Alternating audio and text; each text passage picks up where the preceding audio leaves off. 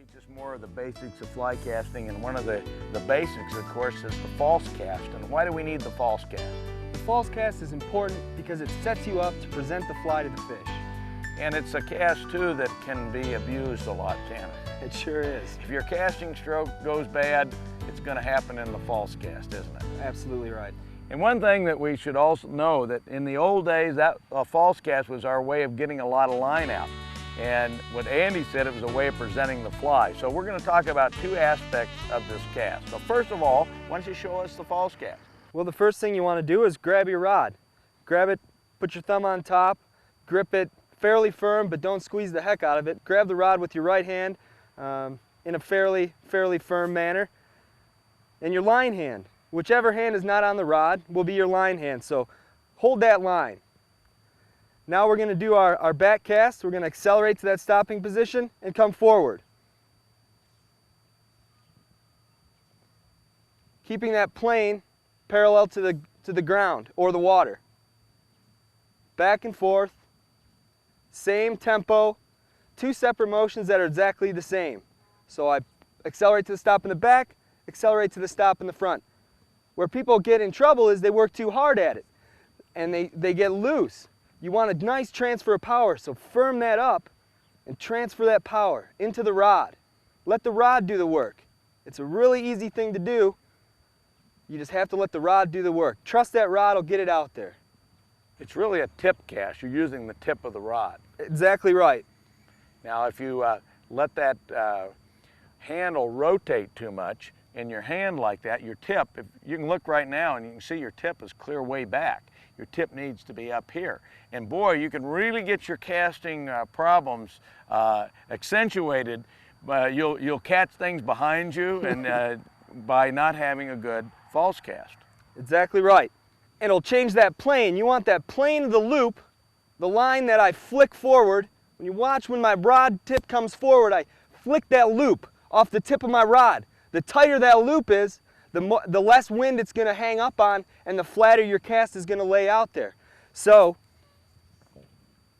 now you're going to present the line. Now what do you do there? Nothing changes. It's just the same as a false cast stroke, but right when you get your line out there and your loop unfolds, you're just going to give up on your cast and follow the line down with the rod tip. So you get your line out there and then drop it.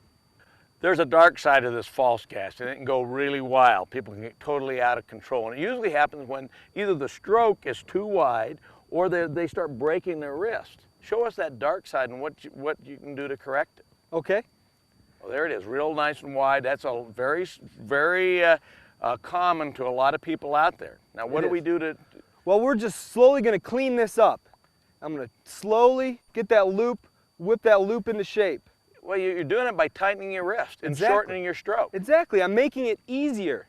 Yes, you are. So as that rod goes back, if you just tighten that up, just watch what here. Okay, look at that. Just how much tight. Look, and miraculously, the line is back up on the plane.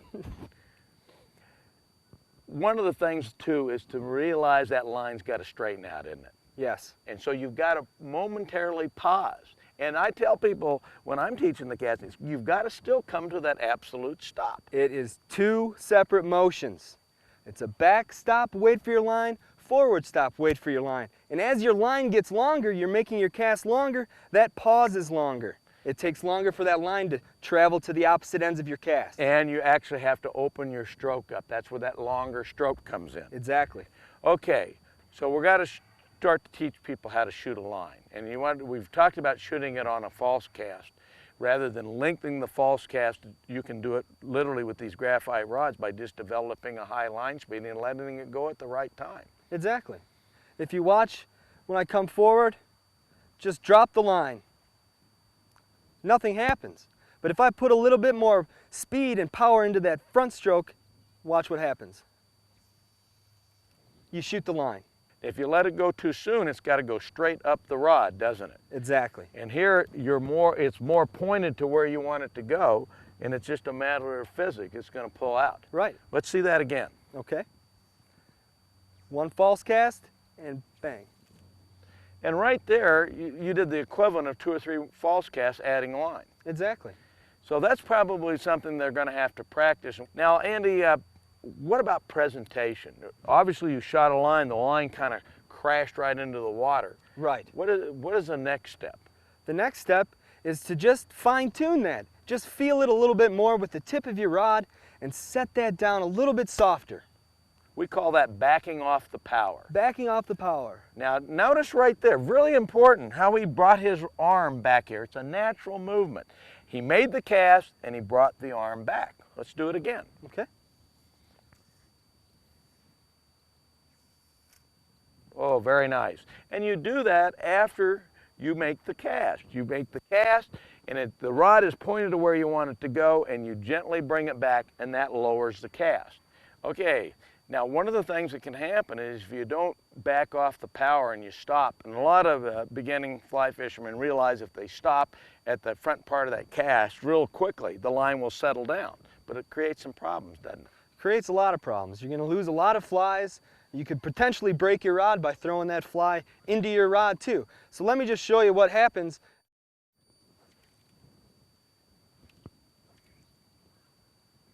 Well, look at that present. That's pretty terrible. That's pretty poor. My fish was out there 10 feet further. Yeah. So what you're doing is you're stopping too soon and not following through. Exactly. Sort of like in any kind of sport, whether it's a golf swing, you got to follow through. Right. Let's take a look at the right way you should do it. Very nicely. Okay, now let's say how you shouldn't do it. Again, look at the difference in the presentation. And when he's talking about that, if you stop too quickly about losing flies, here, let me just show, boom, how many of you had that happen? If you stop too quickly, that fly will catch, and it's kind of an unusual thing. What it does, it catches on your line with the hook when you stop too abruptly, and then it follows it down and makes the most beautiful overhand knot, boom, like that. And we call that a wind knot, which there is no wind here, and I can pull this leader up right now and feel the knots on it. And it's really a bad cast knot. But we're really polite in fly fishing. So when you stop real quickly, that fly is going to travel down and just do a nice little overhead knot. Now you may not know it until the fish hits, and when you set the hook, boom. Lost the fish. You lost the fish. So again, the presentation with the rod, but you know there's something you were doing. I want you to do another one of those nice presentation casts for me. Now, you did this by holding the line on your right hand. Isn't it really important to know what to do with your hands? Oh, for sure. If you watch bugs out there on the water, as soon as those flies hit the water, they get eaten. And it's the same when you have a fly on the end of your line.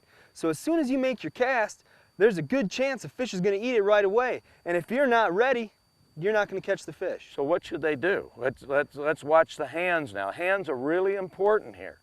Now, when he lets go of that line, look where his hands go. Right over to be underneath the finger. Now, if a fish takes it, you're just going to do like another cast, just like that. And he's already got the fish on that way. Now, one of the important parts of managing our line is also fishing, which is setting the hook.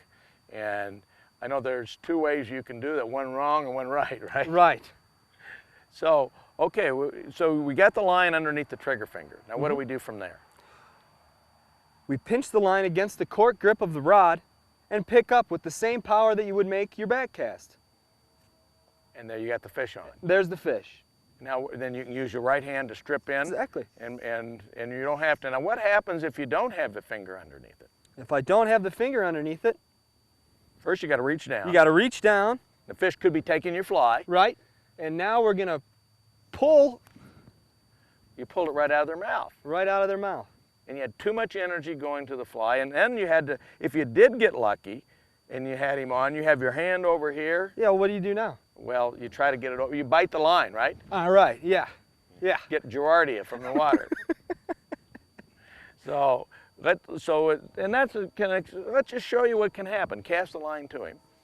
And okay, so you get lucky with that, with reusing your right hand. Hold on. Now, right there, you broke the line off because it was too much pressure. But we'll say you did it even luckier. Then that comes and you hook the fish with that. Okay, you go up set it hard. Now you still got a problem. How are you going to get your line in? Like that? Okay.